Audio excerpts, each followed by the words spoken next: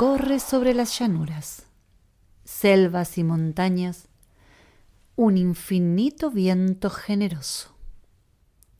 En una inmensa e invisible bolsa va recogiendo todos los sonidos, palabras y rumores de la tierra nuestra. El grito, el canto, el silbo, el rezo. Toda la verdad cantada o llorada por los hombres, los montes y los pájaros van a parar a la hechizada bolsa del viento. Pero a veces la carga es colosal y termina por romper los costados de la alforja infinita. Entonces el viento deja caer sobre la tierra, a través de la brecha abierta, la hilacha de una melodía, el ay de una copla, la breve gracia de un silbido, un refrán, un pedazo de corazón escondido en la curva de una vidalita, la punta de flecha de un adiós bagualero.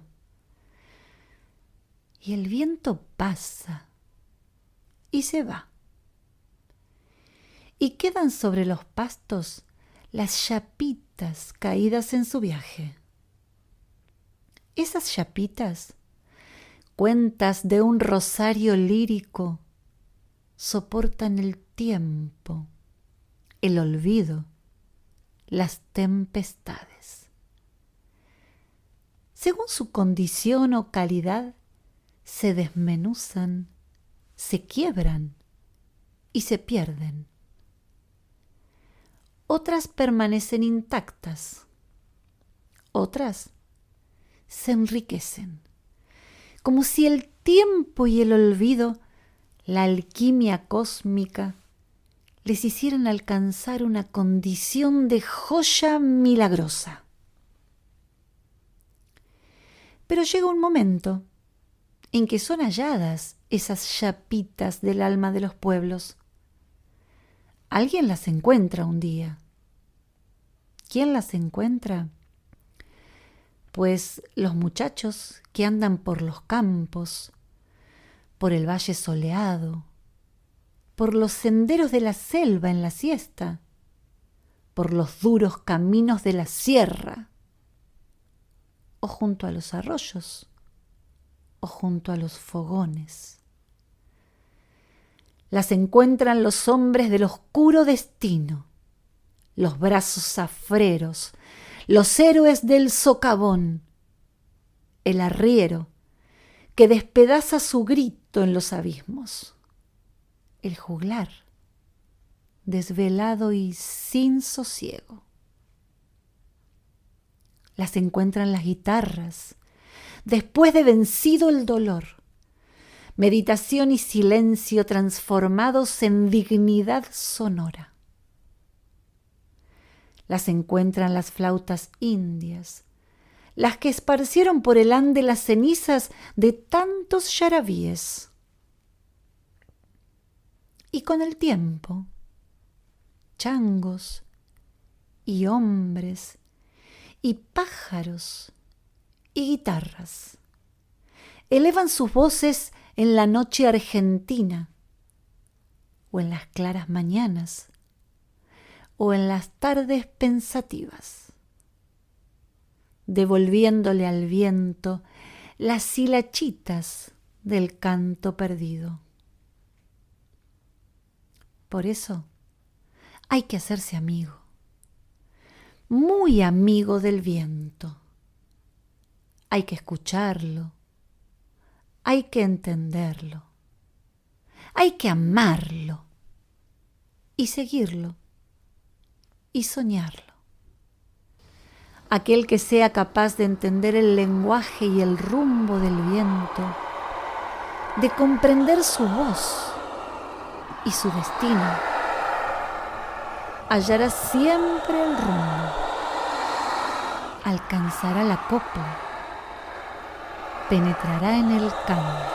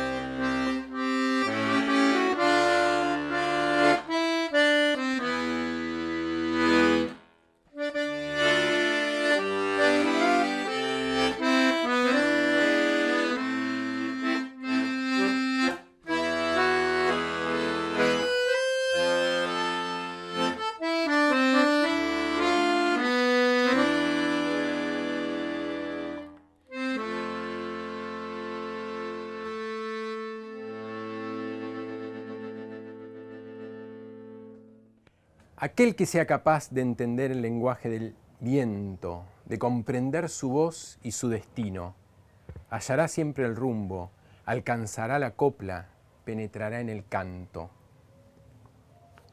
Hermosas palabras de este escrito de Atahualpa Yupanqui, El canto del viento, que hemos escuchado recién de forma completa, seguido por algunos sonidos del viento y por la canción La Zamba de Lozano del Cuchi Leguizamón. En una primera aproximación al organismo aéreo podemos observar las cualidades del envoltorio de la Tierra, en donde los movimientos del aire ocurren como consecuencia de la polaridad existente entre zonas de alta presión y zonas de baja presión atmosférica, que a su vez están condicionadas por la temperatura de las tierras y de las aguas. Asciende el aire en las zonas más cálidas, desciende el aire en las zonas más frías. Esto hace que podamos ver los movimientos del aire como formando parte de un gran organismo interdependiente, tanto de lo cotidiano del cambio de temperatura, mañana, noche o ritmo diurno, nocturno, así como del ciclo de las estaciones, en donde tendremos la estación cálida, que es el verano, la estación fría, que es el invierno, y entre ambas las transiciones que nos dan la primavera y el otoño. Así se puede observar una gran respiración anual en el organismo de la Tierra. Por otro lado, mientras es verano en un hemisferio, es invierno en otro. Calor y frío condicionan entonces ascensos y descensos de las masas de aire. Grandes dilataciones y contracciones del elemento aire están ligadas al ritmo estacional. Continentes y mares respiran rítmicamente. Insisto, el aire asciende y desciende, la tierra rota, y así se forman remolinos de aire. Gigantescos mapas de aire vemos peregrinar entre los polos y el ecuador. Si una característica diferencia al aire de su elemento inmediatamente antecesor en lo que a densidad respecta, que es el agua, es la tendencia a la rápida adquisición de grandes velocidades. A cada modificación de las condiciones térmicas, el aire reacciona inmediatamente, dilatándose o contrayéndose. De esta forma nos muestra otra peculiar característica, la extrema sensibilidad. Pequeños cambios generan grandes respuestas, manifestadas en contracciones o dilataciones que acontecen de manera rápida, aguda, vibrante. Todas las condiciones del elemento aire cambian rápidamente. Esto hace que los mapas meteorológicos tengan que ser rehechos todos los días. El viento cambia rápidamente de dirección. Una ráfaga de aire puede ocasionar tempestades, olas enormes. Así vemos en instantes tremendos cambios en las nubes, en el movimiento de las ramas y de las hojas de los árboles, en las olas del mar. Caprichosamente, de manera vibrante, vemos estas modificaciones en el organismo aéreo de la Tierra, que nos sorprenden. El aire siempre nos trae algo nuevo, desconocido previamente. Vemos acercarse una tormenta y algo se modifica en nuestro estado anímico. Vemos el horizonte, el espacio abierto, el cielo diáfano y quieto sobre el mar tranquilo, y nuestra alma percibe interiormente dicha quietud. Así también, en estos cambios, en este traer algo nuevo, podemos ver una especie de esencialidad propia del elemento aire, que ha llevado a que determinados fenómenos tengan nombre propio. Huracán Katrina, huracán Paul. Y sin llegar a este tipo de fenómenos únicos, tenemos aquello que conocemos como las influencias de los vientos en el acontecer anímico de los pueblos. Las leyendas y las historias sobre los cambios que produce el viento sondan la región de Cuyo. Sopor, angustia, depresión, sofocación. Viento de las brujas le llaman algunas leyendas. Hemos escuchado también acerca del viento norte en el litoral. Con viento norte no hay hombre bueno, ni caballo manso, ni víbora que no muerda, dice la leyenda. En Medio Oriente, en la región del desierto de Egipto, es conocido el viento denominado Hamsin, que dura 50 días. Cuentan que en la campaña egipcia de Napoleón, durante esos 50 días, las brújulas dejaron de funcionar correctamente. Otro viento famoso es el Tramontana, en España, que ha llevado a García Márquez a escribir un cuento con ese nombre. El viento sopla en un bosque y escuchamos un silbido. A cada contacto con hojas y ramas se produce un cambio vibratorio en la masa de aire, lo que genera la producción de sonidos. Hay un vínculo directo entre lo sonoro con sus matices y variedades y el elemento aire. De la misma forma, los juegos de luces y colores que observamos a nuestro alrededor tienen esta interdependencia con el elemento aire y obviamente las criaturas que le pertenecen, aves y sus corrientes migratorias, dependientes de las estaciones, insectos con sus zumbidos y colores diversos. Podemos observar un cuerpo aéreo en un enjambre de abejas, danzando en el aire. Por todo esto, por los cambios anímicos, por la influencia en el estado del alma humana, por estos matices de sonidos y silbidos, por los cambios de colores, podemos decir que el aire es la sustancia portadora de alma.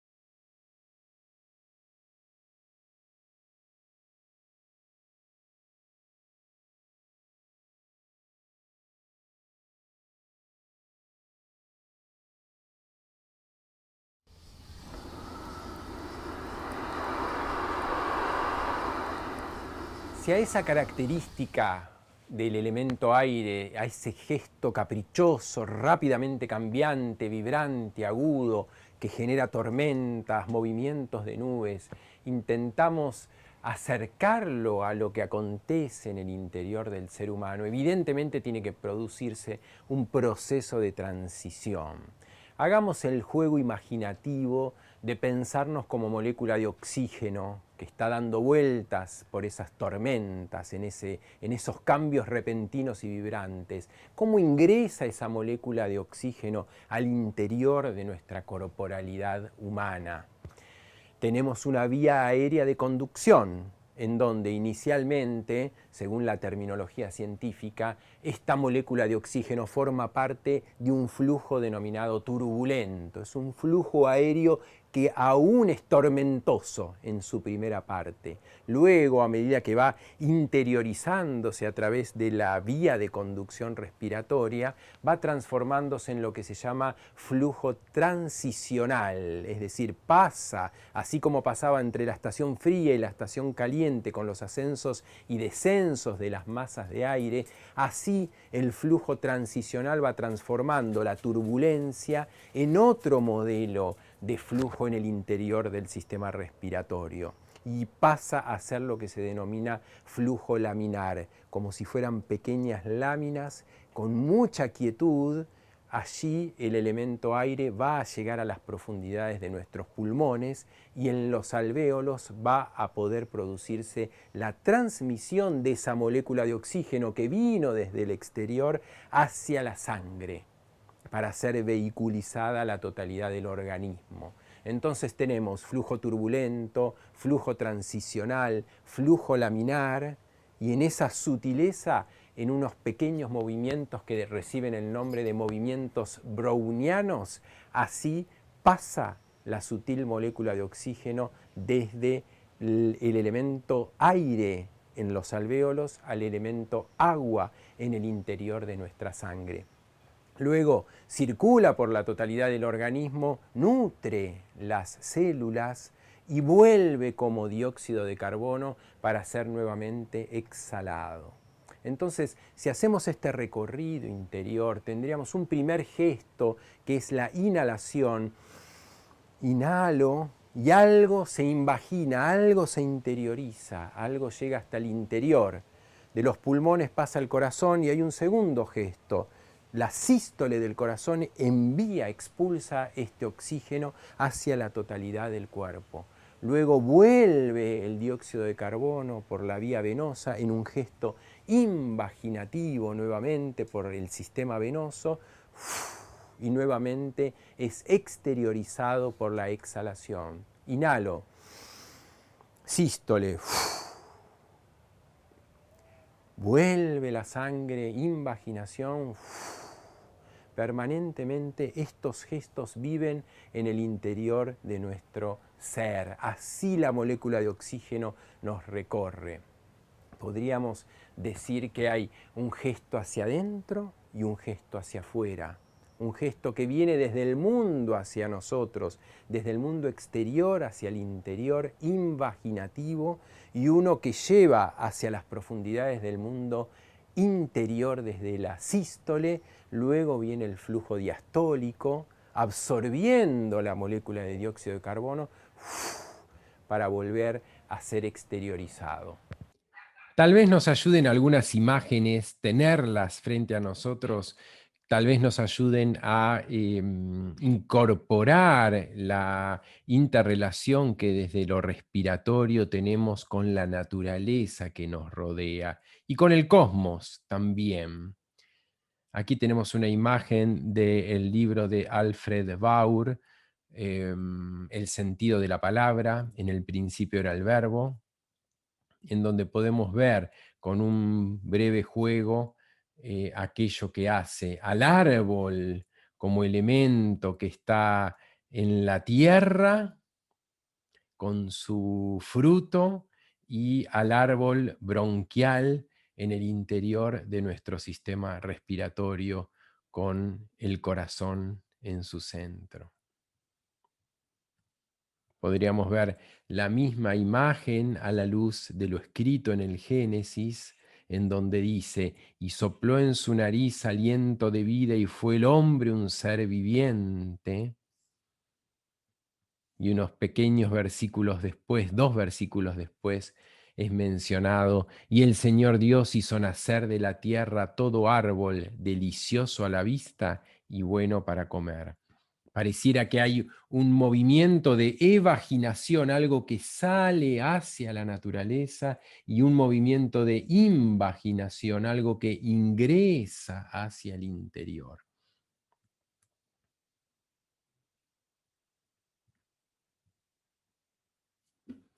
Un poco más desarrollado podemos ver en este esquema que pertenece a un libro de un médico antroposófico del siglo pasado, Caspar Appenzeller, que ha hecho un gran desarrollo de la embriogénesis a la luz del génesis bíblico, y este esquema fue generosamente copiado por Patricia, mi esposa, de ese libro. Aquí vemos entonces la circulación general del organismo, aquello que viene desde el lado derecho por vía de la vena cava, se vuelca como sangre carboxigenada en el corazón derecho para ser liberado, exhalado por vía de las arterias pulmonares hacia el exterior, y el oxígeno que viene hacia nosotros desde las venas pulmonares, luego de haber sido recibido por el pulmón, viene desde las venas pulmonares para ser volcado en el corazón izquierdo y allí ser repartido a la totalidad de la circulación. Pero vemos también aquí estas imágenes de aquello que se va ramificando tanto en las profundidades de nuestras células como en el árbol bronquial precisamente.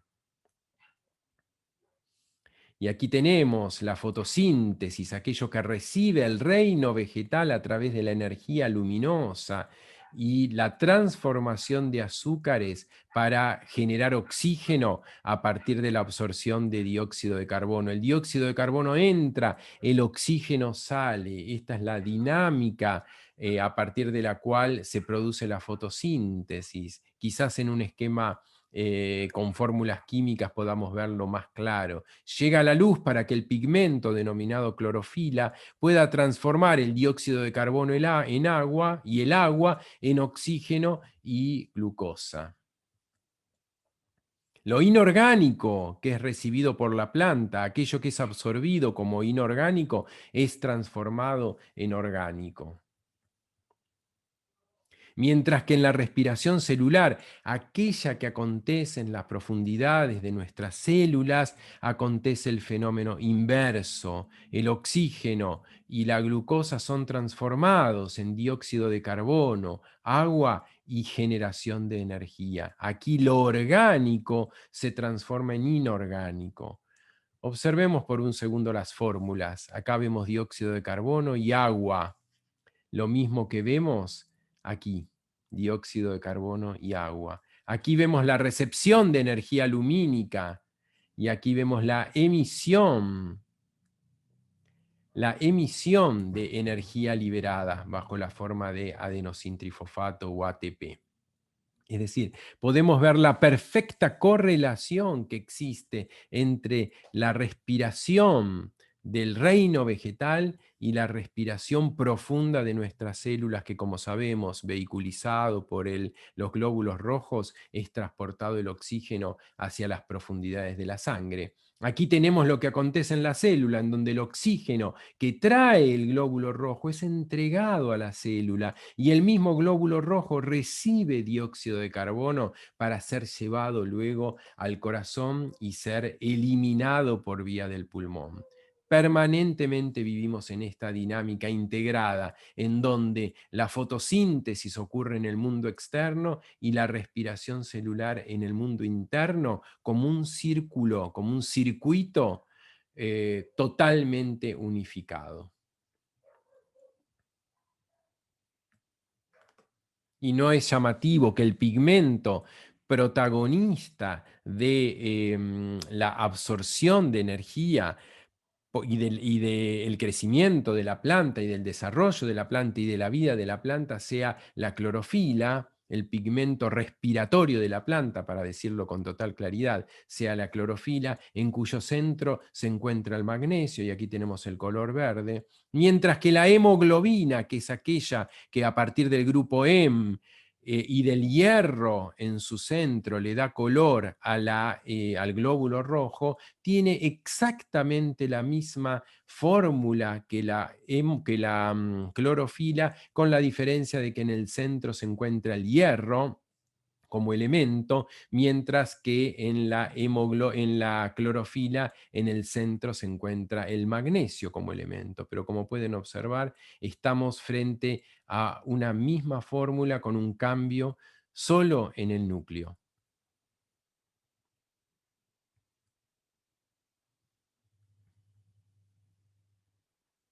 Y aquí nuevamente estamos frente a este esquema en donde recibimos el oxígeno, este es transportado gracias al hierro que se encuentra en el centro de la molécula de hemoglobina, es transportado hacia las profundidades de nuestras células. Acá tenemos la mitocondria, el elemento respirante en la célula, y luego es entregado el dióxido de carbono para ser eliminado por la vía pulmonar.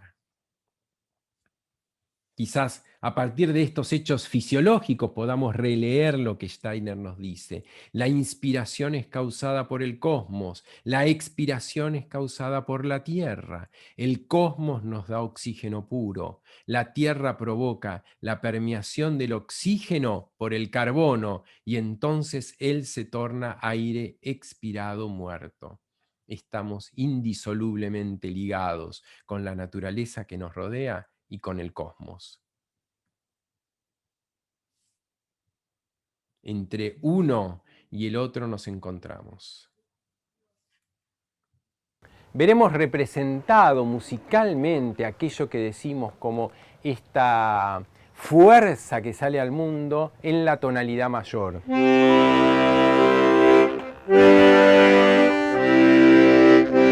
Veremos representado este gesto que va hacia el interior, interiorizante, en la tonalidad menor.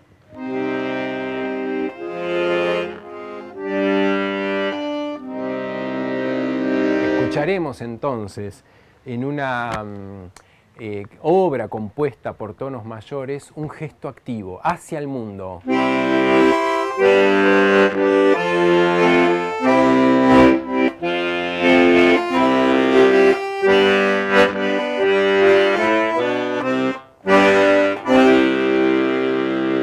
Veremos en una canción que quiere de alguna manera interiorizarnos tonos menores.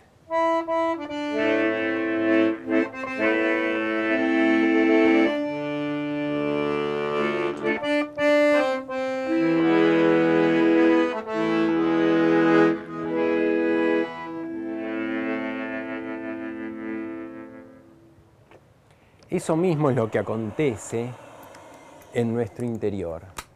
Todo el tiempo viven en nosotros inhalación y exhalación, sístole y diástole. Todo el tiempo reverbera en nuestro interior un gesto hacia adentro y un gesto hacia afuera. Un gesto sistólico, un gesto diastólico. Algo se contrae, algo se dilata, como las masas de aire. Algo se interioriza, algo se exterioriza. Podemos ver entonces rápidamente que nuestro sistema respiratorio nos vincula con el mundo en este gesto del ir hacia afuera o el ir hacia adentro. El mundo en mí, yo en el mundo. Tonalidad mayor cuando salgo al mundo, tonalidad menor cuando el mundo ingresa a mi interior.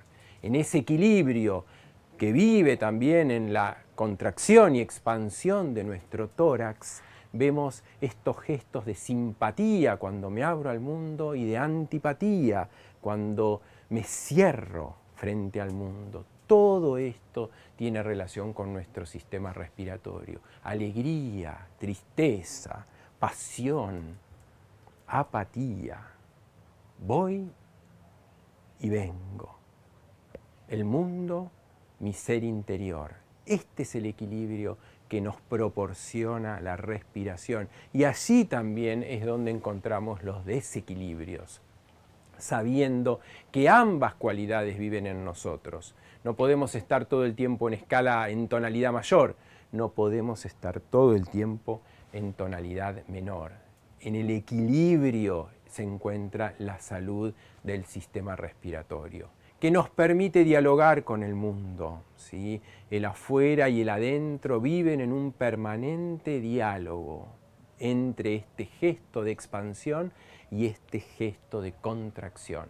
Ambos pertenecen al sistema respiratorio. Nuestra llegada a la Tierra acontece en el momento de nuestra primera inhalación. Así, de alguna manera podemos decir, comienza nuestro devenir biográfico terrenal.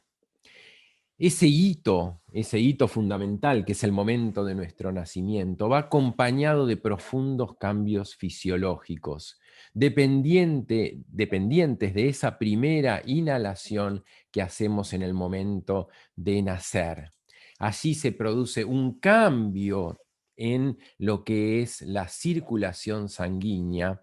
El corazón, que hasta ese momento se encontraba comunicado entre sus lados derecho y su lado izquierdo, adquiere una separación total entre corazón derecho y corazón izquierdo. Se produce la apertura de los sacos pulmonares, la apertura de los pulmones, que hasta ese momento eran como esponjas que tenían en su interior elemento líquido, y pasa a ingresar el elemento aire abriéndose las cavidades pulmonares. Es decir, pasamos del elemento líquido en el cual vivíamos intrauterinamente flotando y nutridos a partir del oxígeno que venía de la sangre placentaria materna, es decir, nuestro oxígeno dependía de la circulación materna. Pasamos a conquistar la tierra en ese momento a partir de esta primera inhalación. Entonces, la imagen que quiero compartir con ustedes es que los pulmones se abren y pasan a ser vehículo del elemento aire en el momento en el cual nosotros pisamos la tierra, en el momento en el cual nos volvemos seres terrestres, salimos del elemento líquido para entrar en el elemento tierra. Podríamos hacer un seguimiento de este proceso en lo que tiene que ver con la evolución de las especies vertebradas. Los peces respiran por branquias, se encuentran en el medio líquido y son atravesados por el oxígeno, como si el oxígeno estuviera por fuera de ellos y los atraviesa. Así se nutren las células de los peces. No tienen un órgano respiratorio internalizado. Esta conquista de la internalización del pulmón la realizan los anfibios, ¿sí? Que son los primeros que dan el salto desde el elemento agua hacia el elemento tierra. Lo que vemos en los anfibios es que ellos, en el momento en el cual desarrollan pulmones, desarrollan también sus miembros y pueden salir del estanque en el que viven para dar el saltito y conquistar la tierra. Vamos a verlo esto en este dibujito animado. Acá vamos a ver distintas especies de anfibios y vamos a ver el proceso de pasaje de renacuajo. Luego ahí está el desove de la rana y vamos a ver el renacuajo que vive como pez, con cola, nada en el agua, desarrolla miembros en determinado momento, atrofia su cola y puede dar el saltito a la tierra.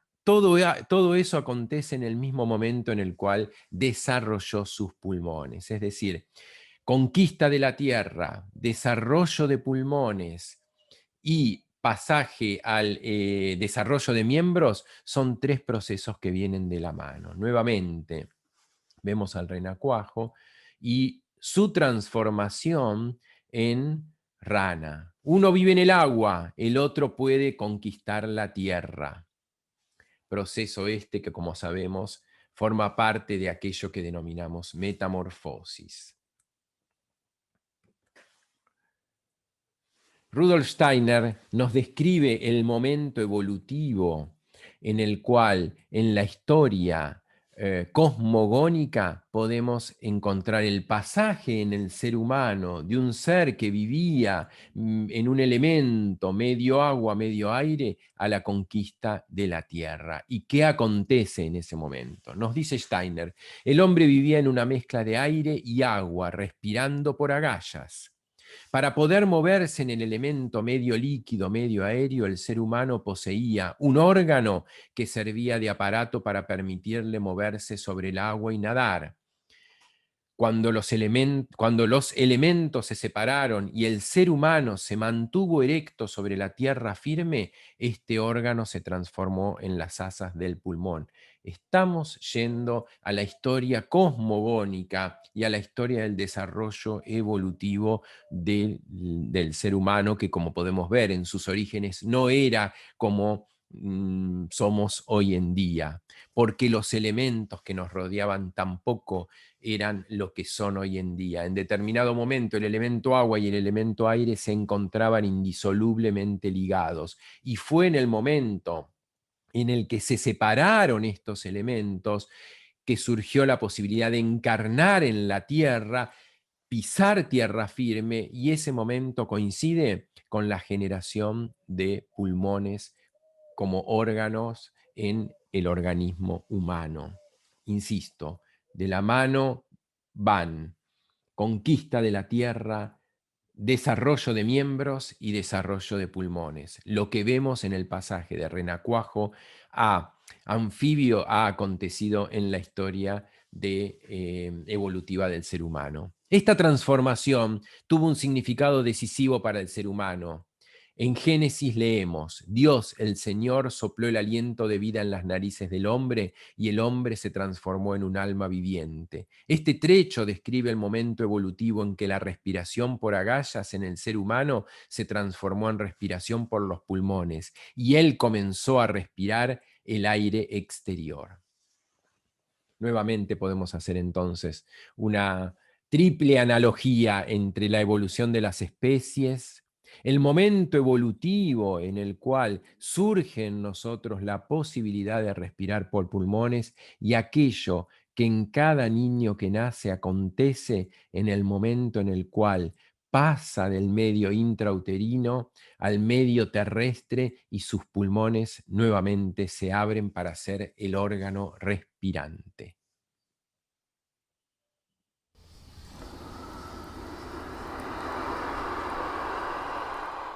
Si nosotros hacemos un recorrido anatómico desde la tráquea, el bronquio fuente, los bronquios principales, los bronquíolos, hasta llegar a los alvéolos, que son las unidades más pequeñas que tenemos en los pulmones y las únicas en las cuales acontece el intercambio respiratorio verdadero, porque allí el oxígeno y el dióxido de carbono se intercambian entre la sangre, entre los capilares sanguíneos llamados capilares alveolares y el saco alveolar, que es el espacio en donde se encuentran las moléculas de oxígeno y dióxido de carbono. Allí se produce el intercambio aéreo en estas unidades. Nos llamaría la atención que poseemos 300 millones de alvéolos entre los dos pulmones. Es decir, si nosotros hacemos un seguimiento del proceso del aire a través de los pulmones, vamos a ver que se extiende la superficie de intercambio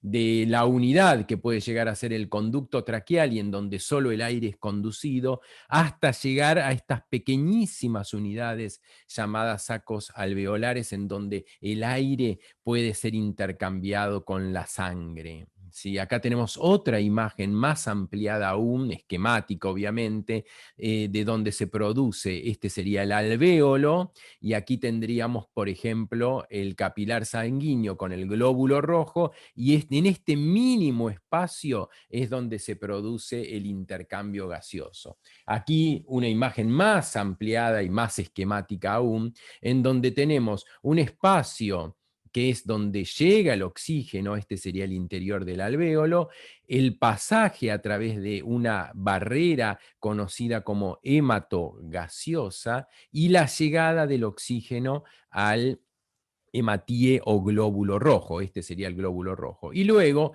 el proceso inverso, en donde el dióxido de carbono transportado desde el glóbulo rojo es trasladado hacia el alvéolo para ser eliminado. Es decir, acá vemos el ingreso de oxígeno al interior de la sangre y acá vemos el egreso. Todo esto está ocurriendo entre el alvéolo y el capilar sanguíneo. Aquí es donde se produce el encuentro entre el elemento aire y el elemento agua. Entre ambos hay un espacio denominado barrera hematogaseosa. Allí es donde se produce el intercambio entre este sutil intercambio. Imaginemos estos 300 millones de alvéolos, cómo deben distribuirse en una estructura tan fina y tan sutil que permita realizar este intercambio.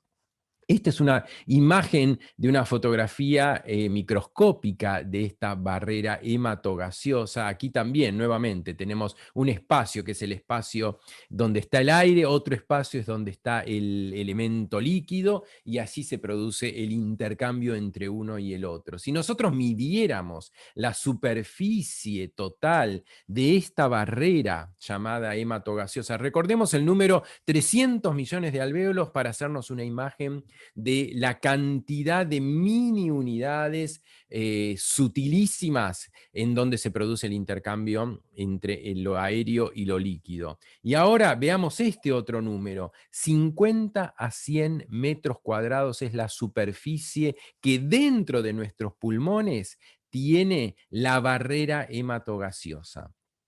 50 a 100 metros cuadrados. Les traje una imagen aquí para que podamos hacernos una idea, no abstracta, sino concreta, de lo que sería una superficie de 50 a 100 metros cuadrados. Es el tamaño de esta foto que traje de internet, de una prefabricada que dice 100 metros cuadrados, 3 alcobas, vista al exterior. Esta es la superficie que interiormente ocupa esta barrera hematogaseosa. Insisto con el concepto.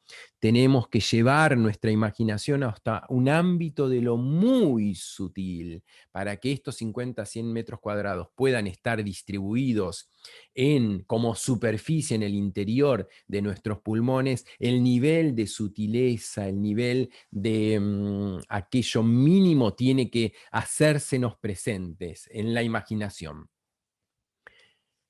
A su vez, otro número que puede llegar a orientarnos en esta imagen es que en esta superficie de 50 a 100 metros cuadrados, el volumen de sangre que se distribuye es de 60 a 140 mililitros. Nuevamente, aquí nos encontramos con números abstractos, pero que nos están trayendo una poderosa imagen.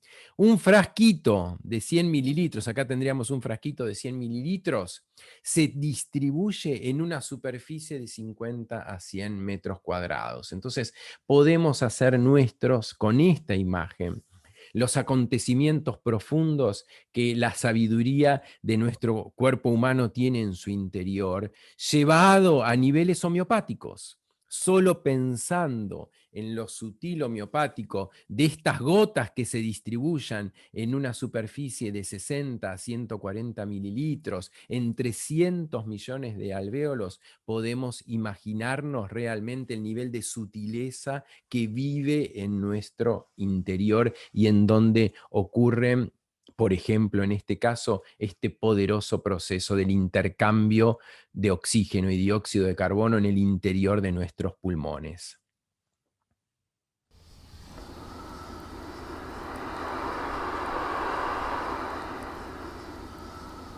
Nacemos en una primera inhalación. Llegamos a nuestra encarnación terrestre en una primera inhalación. Nos vamos de nuestra encarnación terrestre en una última exhalación. Es decir, entre nuestra primera inhalación al llegar al mundo y nuestra última exhalación al dejar el mundo, en este último aliento, vive nuestro devenir biográfico terrenal. ¿Sí? Todos sabemos que el momento clave de la encarnación es aquel en el cual ingresa el aire a nuestro organismo. Por eso esto de esperar el llanto del recién nacido en el momento que llega a la tierra. Encarnamos o nos hacemos más terrenales, excarnamos o nos espiritualizamos con el dióxido de carbono. Así, entre esta primera inhalación y esta última exhalación, como decía, transcurre nuestra biografía terrestre, que a su vez tendrá una representación diaria en el ritmo sueño-vigilia o vigilia-sueño, porque volvemos en la vigilia en una primera inhalación y nos vamos al sueño en una exhalación. Acompaña el oxígeno a este hacernos presentes todas las mañanas y nos entregamos o nos diluimos al sueño con el dióxido de carbono todas las noches. Hay un juego allí en nuestro sistema respiratorio, en el centro de nuestro ser, hay un juego entre el ligar y desligar, entre el unir y el soltar, entre el cosmos que viene a nosotros y el nosotros ir hacia el cosmos. Todo esto vive allí en nuestro sistema respiratorio.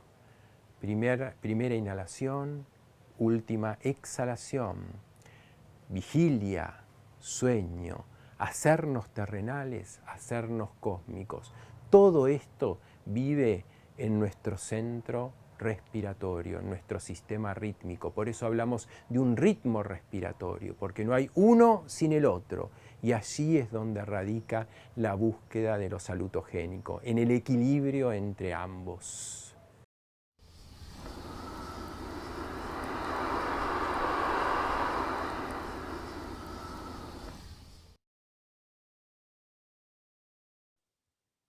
Sin duda, uno de los hechos más destacados de la fisiología del sistema respiratorio tiene que ver con el hecho de que existe una circulación pulmonar independiente de la del resto del organismo.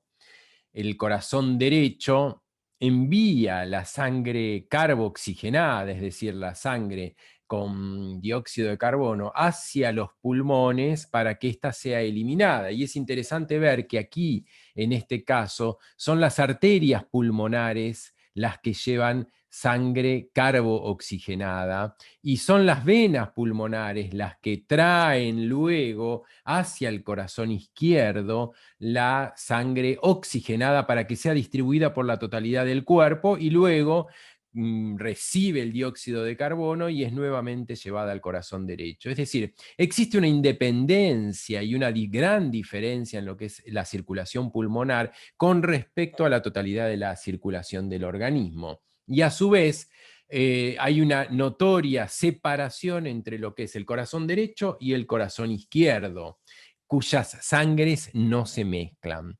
Entonces podríamos preguntarnos, como para hacer historia, siempre resulta ilustrativo conocer algunos datos de la historia, de los descubrimientos, en qué momento se fue descrita la circulación pulmonar. Quizás podamos suponer que esta fue descubierta a partir de la moderna tecnología de los tomógrafos, resonadores, ecodoppler y demás, cosa que sabemos que no es así.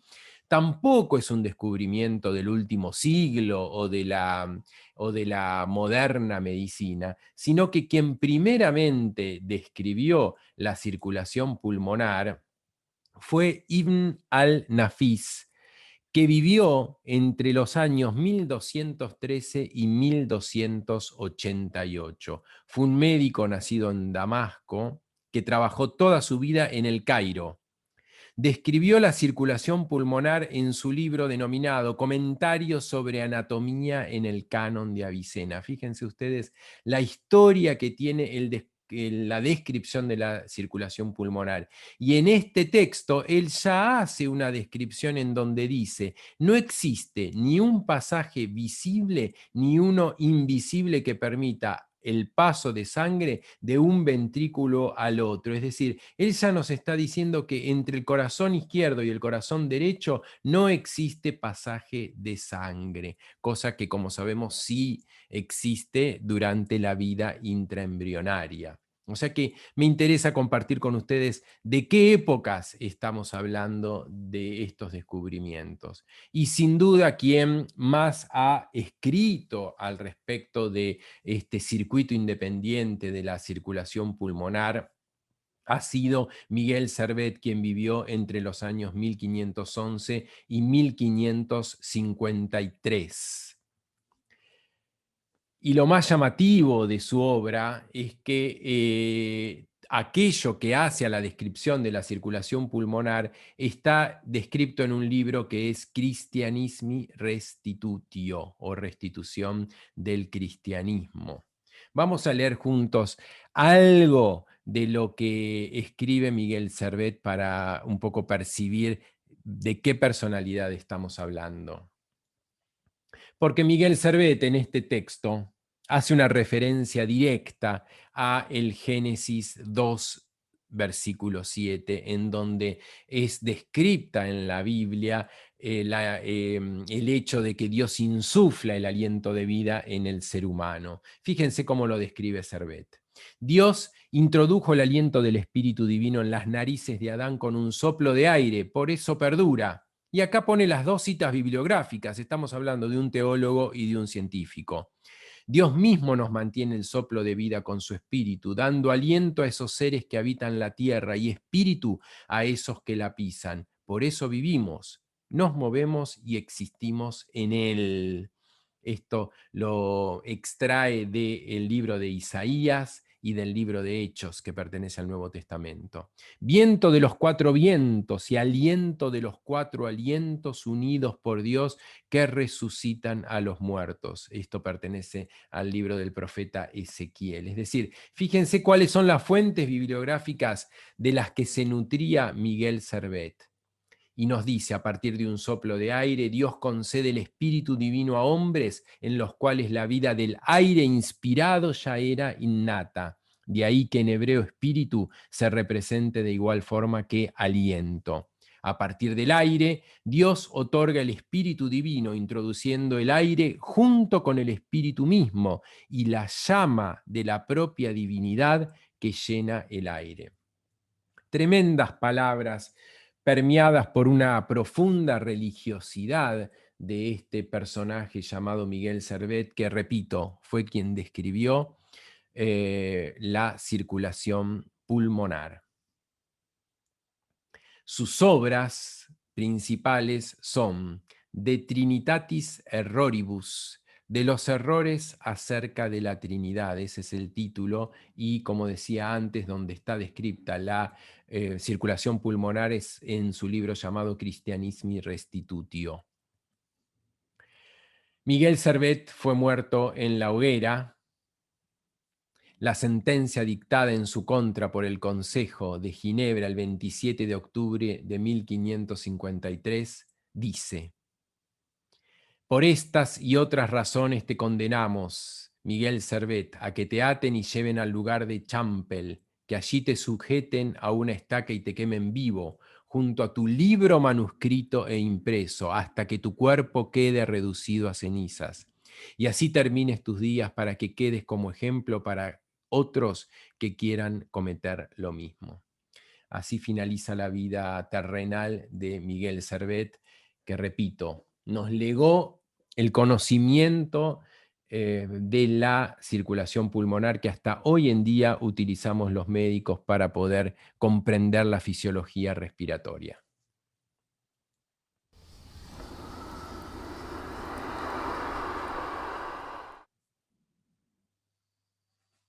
Tal vez una forma de descubrir la primera gran respiración cósmica es trasladarnos al libro del Génesis en su primer capítulo, muy conocido por todos.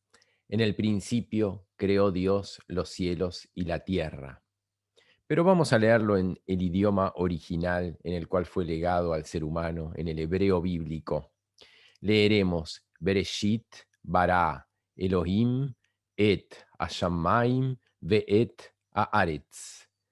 En el principio creó Dios, Elohim es nombrado así la divinidad creadora, a los cielos et Hashamayim ve'et haaretz, a los cielos y a la tierra, podríamos decir. En el principio creó Dios a los cielos y a la tierra.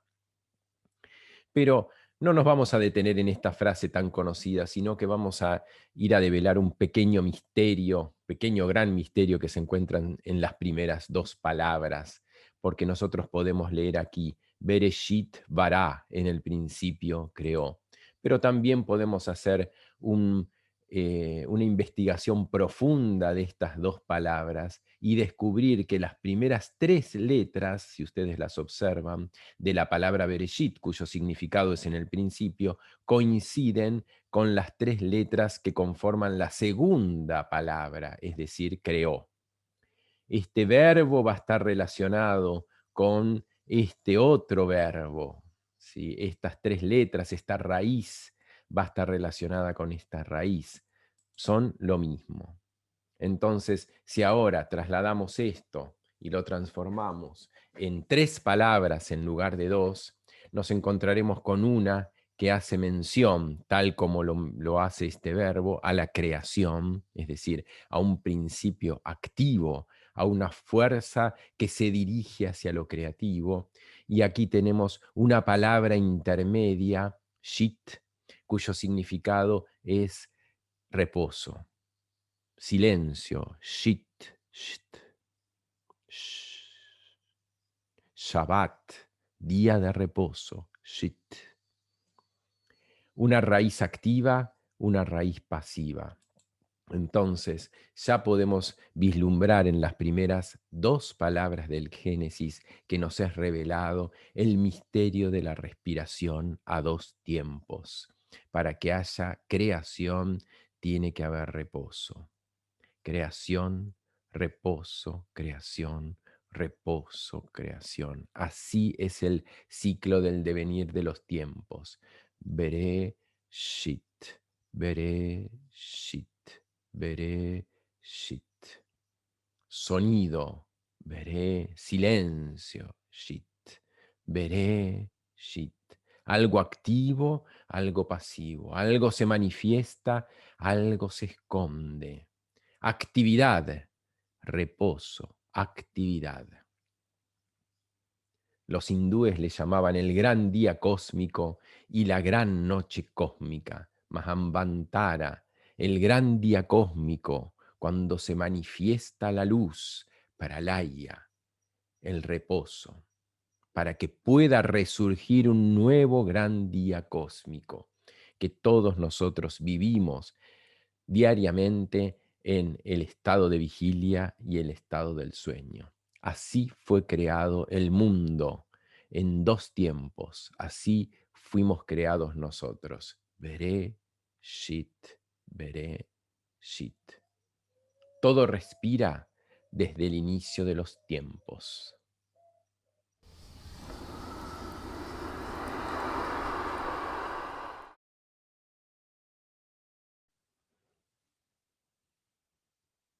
Toca entonces realizar ahora un análisis profundo del Génesis en su capítulo 2, versículo 7, traducido de esta manera. El Señor Dios formó al hombre del polvo de la tierra, le insufló en sus narices un hálito de vida y así el hombre llegó a ser un ser viviente.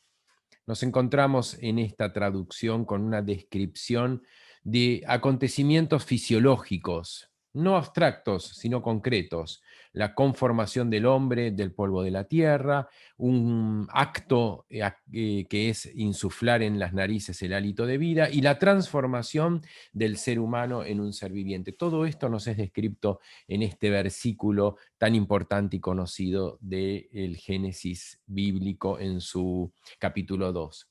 Steiner nos amplía algunos conceptos y nos dice lo siguiente: con la capacidad de respirar, él, se refiere al ser humano, acogió un alma interior, pues el aire es un elemento del alma.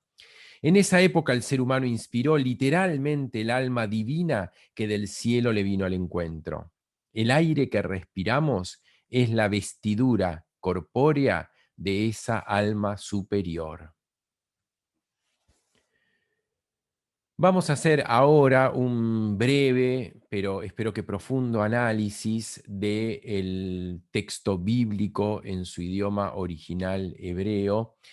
Ese fragmento, ese versículo tan poderoso, y lo haremos a partir de los saberes que nos brindara este filólogo, Antoine Fabre de Olivet, francés, que en épocas de romanticismo, podríamos decir, nos legó estos poderosos textos de análisis gramatical científico del texto original hebreo del Génesis, ¿sí? Yo acá marqué contemporáneos de Antoine Fabre de Olivet, como para que tengamos en nuestra mente la época y la cualidad que se buscaba en aquella época cuando se estudiaban determinados contenidos, cuando se profundizaba en la observación de la naturaleza, cuando se producían grandes desarrollos artísticos y transformaciones de la humanidad.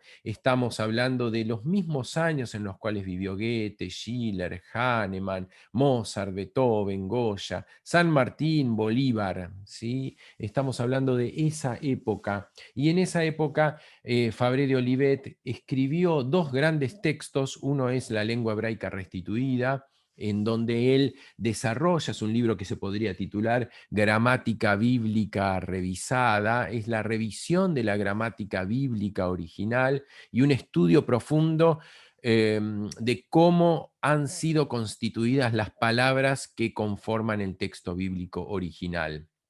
Fabré de Olivet pone el acento en cada signo arquetípico. La Aleph, primera letra, en su significado. La Bet, segunda letra, en su significado. La Gimel, tercera letra, en su significado. Y así con las 22 letras del alfabeto hebreo, para luego explicarnos cómo de la unión de cada una de estas letras, que son esencias arquetípicas, se han ido formando las palabras que constituyen el Génesis. Con lo cual estamos frente a un desarrollo que ha elevado la descripción histórica o los hechos imaginativos que nosotros podemos conocer a través del relato del Génesis, lo ha elevado a lo procesual vivo, porque en esta unión entre dos letras él ha descubierto un proceso viviente, y eso es lo que nos ha transmitido. Así ha llegado, luego de su primer tomo, a su segundo tomo,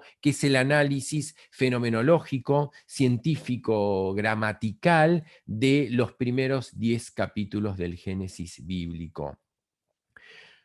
Fabré de Olivet tenía una devoción por el texto sagrado y así, desde ese gesto devocional, lo ha estudiado. Fíjense lo que nos dice Fabré de Olivet acerca del Génesis. Está hablándonos de un libro.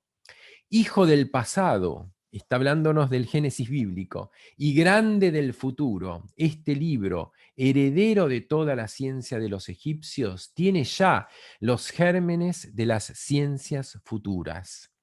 Fruto de una inspiración divina, encierra en pocas páginas los elementos de lo que fue, los elementos de lo que debe ser.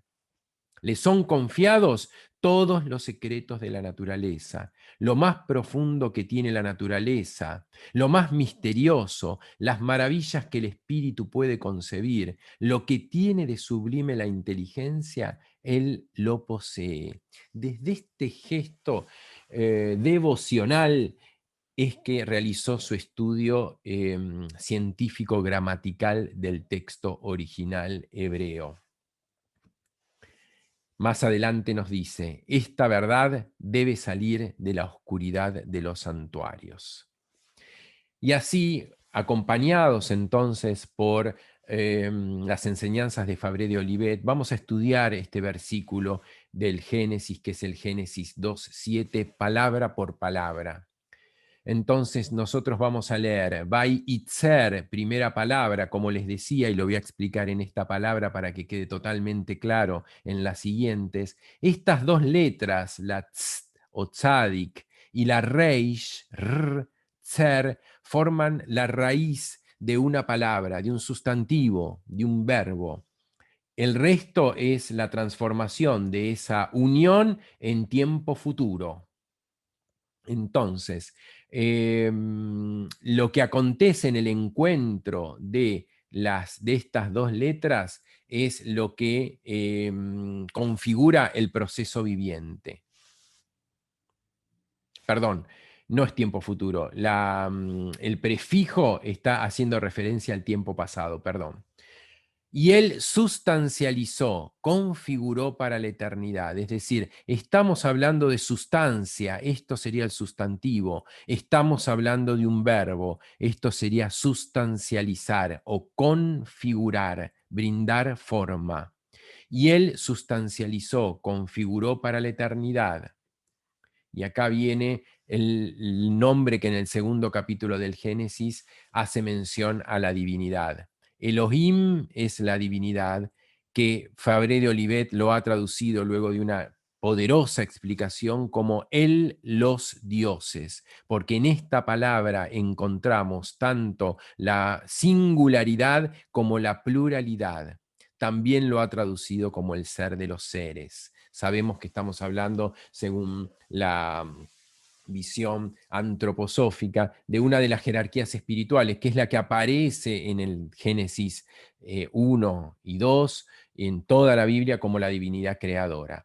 En este caso, la palabra Elohim está antecedida por una palabra sagrada, quizás sea el mayor misterio este del Antiguo y del Nuevo Testamento, que es conocido como el tetragrama sagrado o nombre indecible de Dios. Esta palabra ha sido para el pueblo hebreo una palabra impronunciable.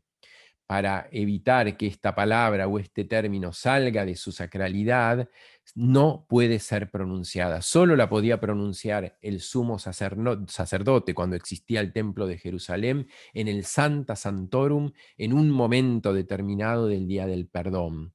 Allí era el único momento en el cual esta palabra sagrada, secreta, podía ser pronunciada. Aquí vemos un texto antiguo de los esenios o de los qumranitas que se han encontrado allá por la década del 50, de 1950, en los rollos del Mar Muerto, en donde vemos escritura en hebreo antiguo, y al llegar el momento del tetragrama sagrado, el cambio de signos pasando a ser signos de otro dialecto, que es en este caso hebreo samaritano, y en donde lo importante acá es destacar el cambio que se produce y que tiene que ver con que nos enfrentamos frente a un nombre sagrado impronunciable. Esto es lo que ha sido traducido como el Señor, como Jehová o como Yahvé.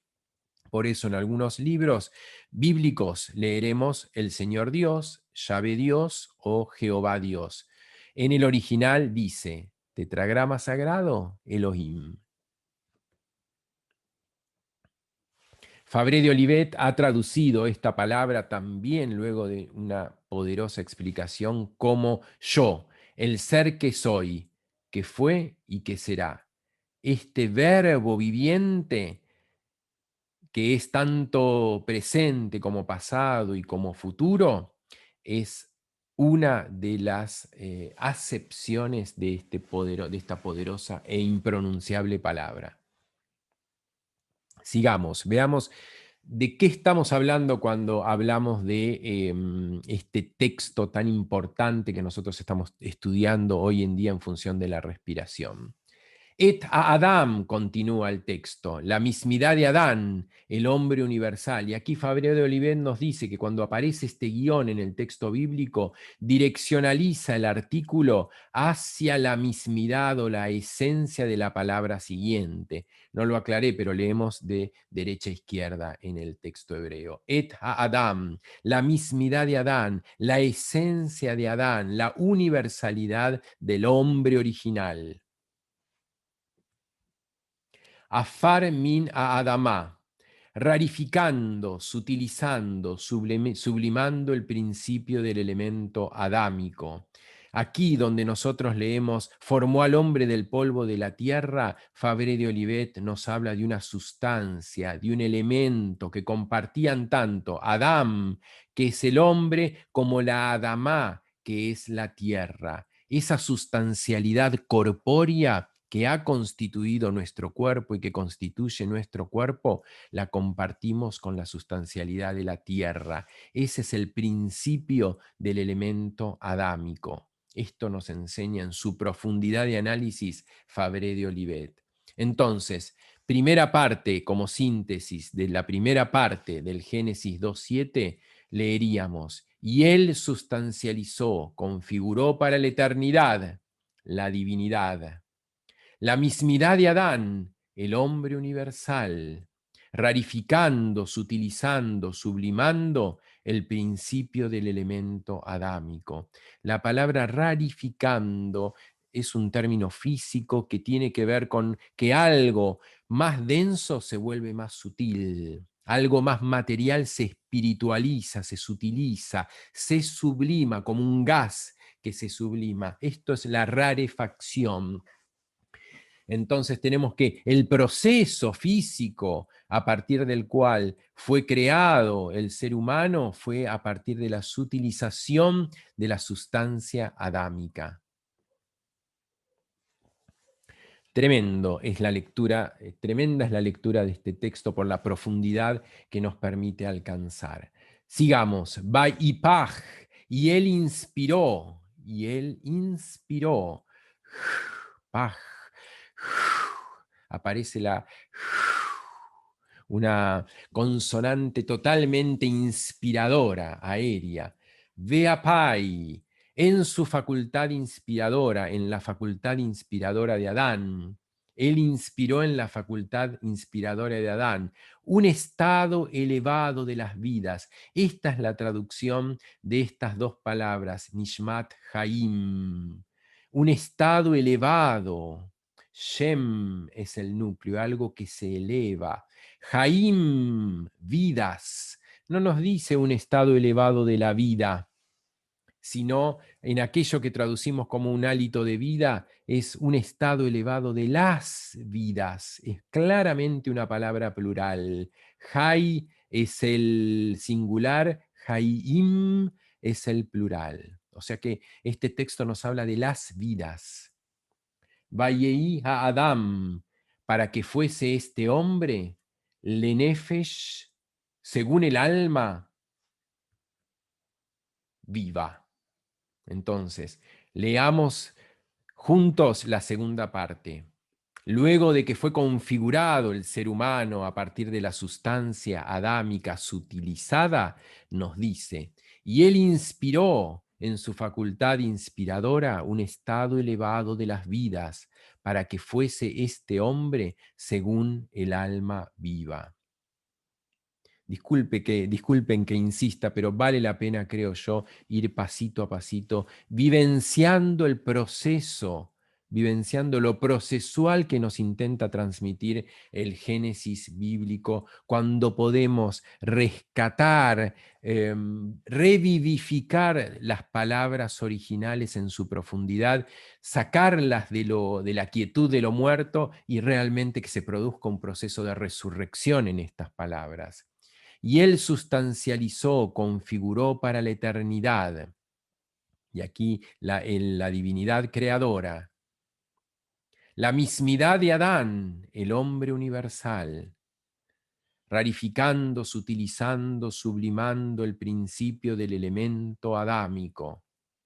Y él inspiró en su facultad inspiradora un estado elevado de las vidas, para que fuese este hombre según el alma viva.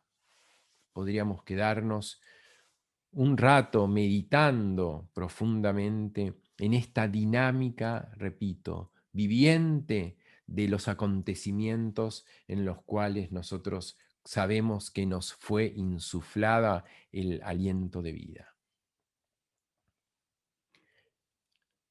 Volvamos a Steiner. Habiendo realizado este proceso, volvamos a releer esta frase. Con la capacidad de respirar, él acogió un alma interior, pues el aire es un elemento del alma. En esa época el ser humano inspiró literalmente el alma divina que del cielo le vino al encuentro. El aire que respiramos es la vestidura corpórea de esa alma superior.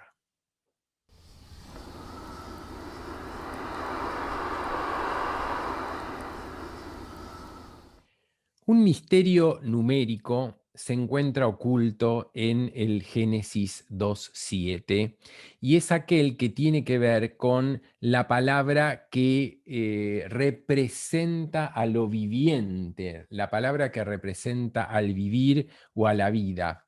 Aquí nosotros leemos, le fue insuflado en sus narices un hálito de vida y así el hombre llegó a transformarse en un ser viviente. Si observamos, obviamente, las dos primeras letras que constituyen, leyendo de derecha a izquierda, que constituyen el núcleo de vida y el núcleo de lo viviente son las dos mismas letras, ¿sí?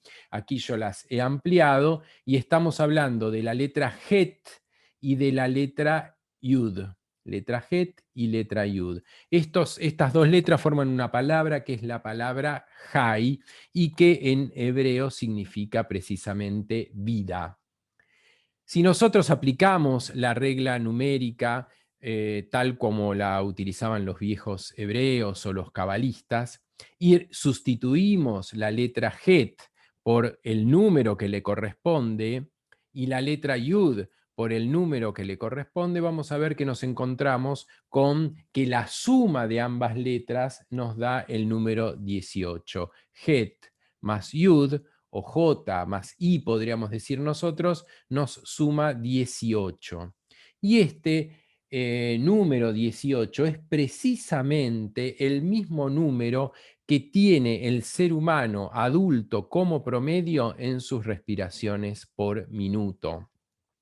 Si bien se toma un rango de entre 15 y 20 respiraciones por minuto, podemos considerar como gran promedio de la cantidad de veces que nosotros realizamos un ciclo respiratorio por minuto con el número 18. Es decir, estamos frente a un número que por un lado representa el número de respiraciones por minuto, por otro lado representa la vida o lo viviente. Estamos frente a un número particular y especial. Rudolf Steiner nos dice lo siguiente: el hombre tiene como promedio 18 respiraciones por minuto, cifra que corresponde en asombrosa adaptación al cosmos. Y agrega más adelante: el punto vernal del Sol recorre el zodíaco entero en 25.920 años, en tanto que el hombre de edad madura tiene un promedio de 25.920 respiraciones al día. Es decir, el ser humano entre sol y sol, digamos, contando las 24 horas, un día completo, si tomamos el sol como punto de referencia, de la salida del sol de un día hasta la salida del sol del otro día, el ser humano en ese recorrido completo, vamos a encontrarnos con que respira 25.920 por minuto. Y Steiner nos dice que el punto vernal del Sol recorre el zodíaco entero en 25.920 años. Aquí tenemos entonces nuestra cuenta.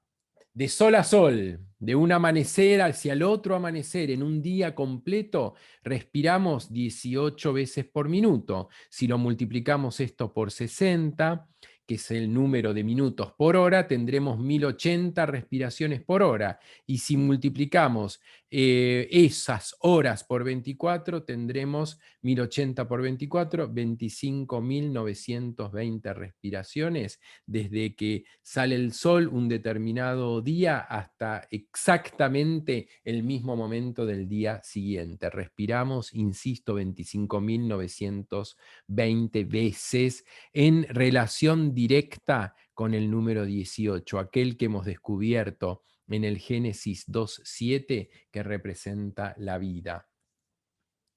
Y de la misma forma como conocían los antiguos el denominado año solar platónico, consiste precisamente en que un punto de referencia, el punto vernal del Sol, recorre el zodíaco entero, la totalidad del círculo zodiacal, el mismo punto en 25.920 años.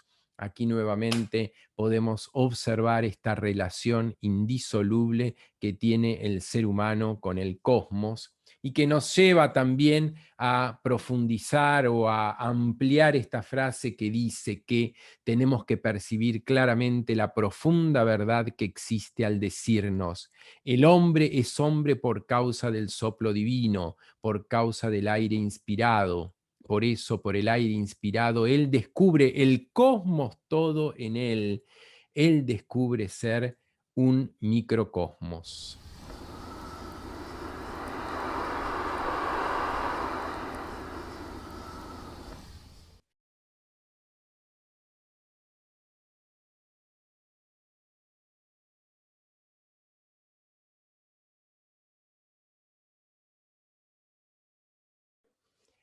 Quisiera cerrar este encuentro de estudio que hemos compartido juntos y cuyo objetivo fundamentalmente ha sido un objetivo salutogénico. Mi interés fundamental es compartir imágenes, pensamientos, ideas, reflexiones, búsquedas, investigaciones que nos aporten a lo salutogénico. Y eso tiene que ver fundamentalmente con poder revincularnos con nuestro propio origen. Esto ha sido fundamentalmente el objetivo de esto que hemos compartido, de estas imágenes que han tenido una característica particular ya en la conformación del trabajo en sí mismo, que he intentado hacer una respiración entre el afuera y el adentro en lo que he compartido con ustedes, y hemos recorrido lo fenomenológico del elemento aire, hemos escuchado poéticamente la palabra por vía de Atahualpa Yupanqui, de el canto del viento, intentándonos hacernos amigos del viento. Hemos conocido el elemento aire en el afuera y en el adentro, en su recorrido en el interior, imaginativamente. Nos ha acompañado en esto el pensamiento imaginativo y hemos dado pasos desde lo imaginativo en profundidad progresiva hacia lo esotérico, intentando basarnos en leyes exactas, en leyes de lo preciso y exacto como son las leyes numéricas y las leyes que tienen que ver con un estudio gramatical científico. De esa forma hemos intentado dar pasos hacia lo esotérico profundo en este caminar hacia la espiritualización de aquello que estamos intentando comprender, pasando obviamente por la necesidad de la ciencia natural, pero intentando que sea permeado por lo espiritual. Ese ha sido un poco nuestro recorrido. Así que ahora quisiera yo cerrar con una síntesis, quizás dando un paso más hacia un concepto de lo esencial. Pero antes quisiera agradecer a la Sociedad Antroposófica por la posibilidad de brindarme este espacio para compartir las investigaciones y por la confianza en que forme parte de este ciclo del aire y la respiración. Agradecerles a ustedes por la presencia, por la escucha atenta. Agradecerle a Patricia, mi esposa, que es quien ha hecho el arte de las acuarelas presentes en el PowerPoint, así como el dibujo de alguno de los esquemas y varias correcciones en lo que tiene que ver con la presentación. A Gabriela Goncalves, quien trabaja conmigo hace muchos años, es masajista rítmica y me asiste en el trabajo cotidiano con los pacientes. Y ella es quien ha narrado las palabras de Atahualpa Yupanqui, el canto del viento. Hemos escuchado también el sonido del acordeón en el movimiento del aire. Ha sido el fuelle del acordeón quien ha provocado esa imagen sonora del viento. Y hemos escuchado también esta samba, pequeños párrafos, pequeños fragmentos de la samba del Cuchi Leguizamón. Marcelo Magnaco, querido amigo, ha sido quien editó e integró todo este trabajo entre el afuera y el adentro, en la inhalación y la exhalación. Él ha sido quien desde lo audiovisual ha integrado todo este trabajo.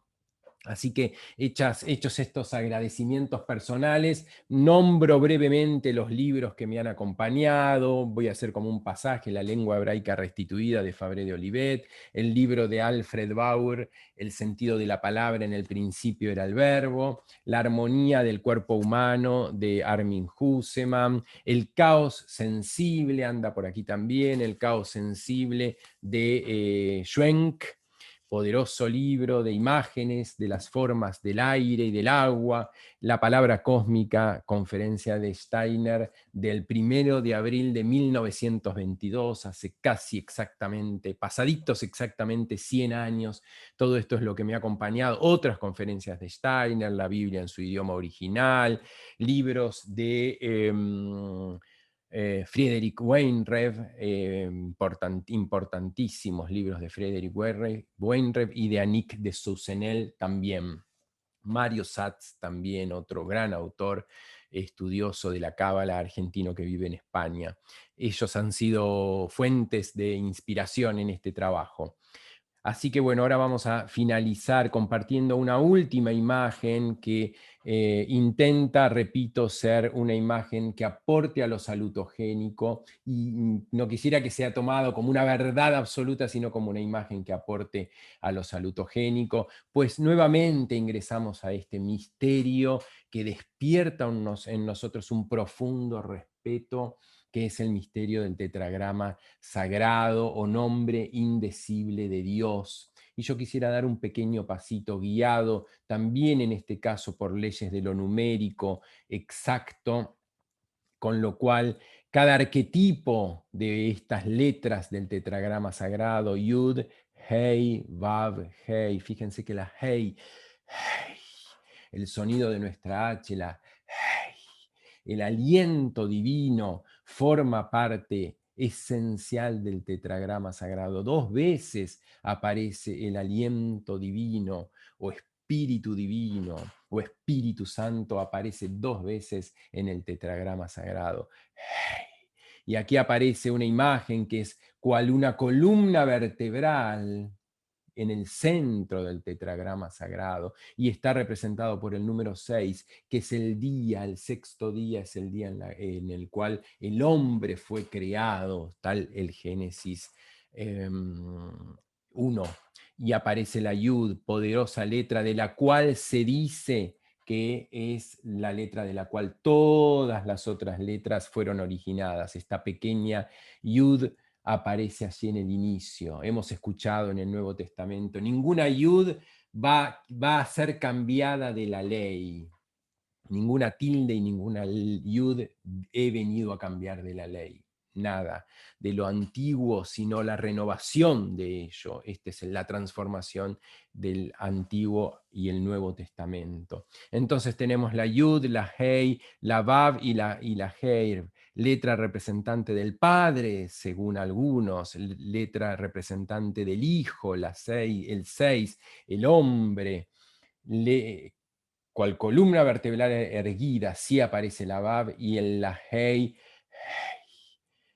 el hálito divino. Esto es lo que aparece aquí en el tetragrama sagrado, cual un misterio: el Padre, el Hijo, el Espíritu Santo. Todos estos son grandes y profundos misterios ocultos en las letras. Y ahora voy a compartir un pequeño misterio más que tiene que ver, como les decía, con lo exacto, que es la suma de las 4 letras, nos da el número 26, que casualmente o no es el mismo número que corresponde a los protones que integran el núcleo de la molécula respirante por excelencia, que es el hierro. Es decir, el 26, el mismo número que suma esta entidad divina, innombrable, sagrada, conocida como tetragrama sagrado, tetragramatón o nombre indecible de Dios. Su suma 26 es el mismo, es el mismo número que el número atómico del hierro. Podemos tomar esto como una casualidad, pero sabemos que el ordenamiento de los elementos que han encarnado en la Tierra no es azaroso, sino que tiene que ver con una configuración del número de protones que integran el núcleo mismo del elemento. Cada elemento tiene una cantidad particular de protones que integran su núcleo y de electrones que orbitan alrededor. Todo esto forma parte de grandes leyes, la mayoría de las cuales desconocemos, pero evidentemente estamos hablando de un elemento muy importante en lo que a la encarnación del ser humano implica, que es el elemento hierro, y como hemos conocido hoy, es el núcleo mismo que nos permite que el oxígeno llegue a las profundidades de nuestras células. A este elemento debemos el color rojo de nuestra sangre, ni más ni menos. Es decir, estamos hablando de una esencia que vive en nuestras profundidades interiores. Si reemplazamos entonces el hierro por su número atómico 26, vamos a ver que podríamos en un jueguito, podemos llamarle así, numérico y de letras, podríamos pensar, insisto, salutogénicamente, que la divinidad que nos ha insuflado nuestro aliento de vida allí en nuestros orígenes está bajo esta representación numérica o quizás como esencia misma en el núcleo mismo de nuestra sangre. Escuchemos lo que nos dice Rudolf Steiner acerca del tetragrama sagrado. En todos los idiomas humanos existe una pequeña palabra que difiere de todas las demás. Y esta es la palabra yo. Este yo tiene que surgir de lo más íntimo del alma misma. Es el nombre que solo el alma puede aplicarse a sí misma. Hemos dado un último paso en nuestra búsqueda investigativa y hemos intentado acercarnos al yo humano. Pasamos por lo imaginativo, pasamos por las leyes de lo exacto y estamos intentando acercarnos ahora a la esencia misma de nuestro espíritu, es decir, a nuestro yo. Y escuchemos lo que nos dice Steiner. En las religiones de las primitivas civilizaciones, entre los antiguos hebreos, por ejemplo, este nombre se conocía como el indecible nombre de Dios. Y cualquier otra interpretación que la filología moderna pueda elegir será inexacta porque se encontrará que el nombre hebreo de Dios no tiene otro significado que el expresado en nuestra palabra yo. Es decir, Steiner nos transmite esta enseñanza de lo que nos dice que lo que antiguamente se conocía como el sagrado nombre de Dios, el indecible nombre de Dios, solo pronunciable por el sumo sacerdote, por los iniciados en el templo de Jerusalén y en un momento particular y bajo el gesto venerativo y devocional de todos quienes rodeaban ese acto, ese nombre solo pronunciado allí, es aquello que nosotros hoy en día mencionamos como yo, para hacer mención a nuestra mismidad, a nuestra esencia espiritual. Un estremecimiento, dice Steiner, pasaba por los que se encontraban congregados en el templo cuando los iniciados pronunciaban el indecible nombre de Dios. Ojalá podamos rescatar, acercarnos a algo de esto sagrado que vivían los antiguos para llevarlo a nuestra vida cotidiana. Ojalá podamos hacer este acercamiento pasando por lo científico para llegar a las profundidades espirituales. Con esta imagen final he querido dar cierre a esta charla, a este compartir búsquedas, investigaciones y algunos saberes. Para mí ha sido de mucha nutrición hacer este estudio, así que estoy también profundamente agradecido.